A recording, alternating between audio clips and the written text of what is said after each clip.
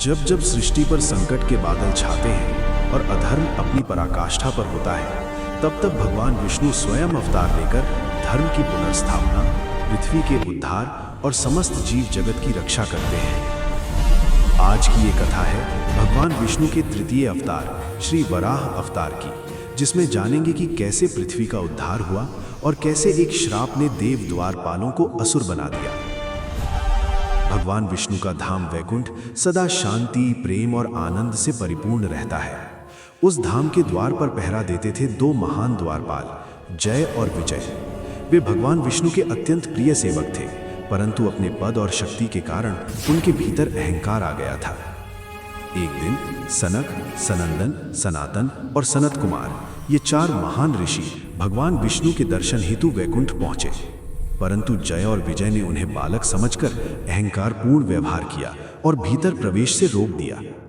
ऋषियों ने कहा, जिसे भगवान का धाम मिला हो, यदि वही अहंकार में डूब जाए तो वो अधर्म की ओर बढ़ता है। क्रोधित होकर ऋषियों ने भयानक श्राप दे दिया, तुम दोनों वैकुंठ से गिरकर असुर योनि में जन्म लोगे। श्राप सुनकर जय और विजय भयभीत हो गए। तभी स्वयं भगवान विष्णु प्रकट हुए। भगवान ने ऋषियों से कहा, ये सब मेरी लीला है। मेरे भक्तों को संसार में भेजकर मैं स्वयं अवतार लेकर धर्म की स्थापना करूंगा। भगवान ने जय विजय को विकल्प दिया, 7 जन्म भक्त के रूप में या 3 जन्म शत्रु के रूप में। जय विजय ने कहा, प्रभु, हम शीघ्र आपके चरणों में लौटना चाहते हैं, हमें शत्रु बनकर जन्म लेने दीजिए। जय और विजय का पहला जन्म हुआ हिरण्याक्ष और हिरण्यकश्यपु के रूप में। वे कश्यप ऋषि और दिति के पुत्र थे। जन्म से ही उनमें अद्भुत बल और अहंकार था। हिरण्याक्ष बचपन से ही युद्ध प्रिय था। उसने निश्चय किया, मैं स्वयं सृष्टि का स्वामी बनूंगा।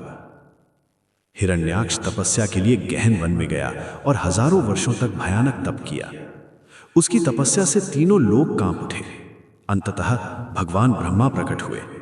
हिरण्याक्ष ने वरदान मांगा, मृत्यु देवता, मनुष्य, पशु या अस्त्र से न हो, किसी भी लोक में भय न हो। ब्रह्मा ने कहा, अमरत्व संभव नहीं। हिरण्याक्ष ने वरदान स्वीकार किया।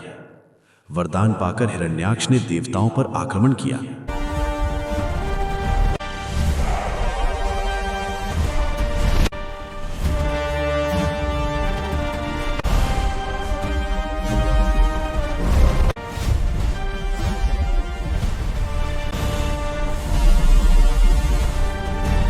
अंततः उसने पृथ्वी माता यानी भूदेवी को उठाकर प्रलयकारी महासागर में छिपा दिया। पृथ्वी डूब गई, सृष्टि का संतुलन बिगड़ने लगा। वन, पर्वत, नदियां सब नष्ट होने लगे। देवता भयभीत होकर भगवान विष्णु की शरण में पहुंचे। हे नारायण, पृथ्वी नष्ट हो रही है, कृपा कर सृष्टि की रक्षा करें। तभी भगवान विष्णु के नासिका से एक छोटा सा वराह प्रकट हुआ।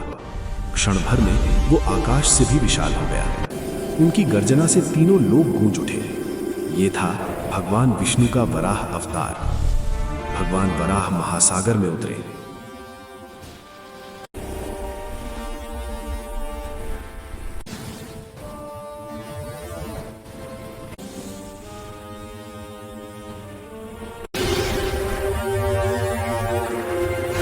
हिरण्याक्ष हंसा, एक सुअर मुझे हराएगा। दोनों में भयंकर युद्ध हुआ। समुद्र उफनने लगा, आकाश टूटने लगा। अंततः भगवान वराह ने हिरण्याक्ष का वध कर दिया।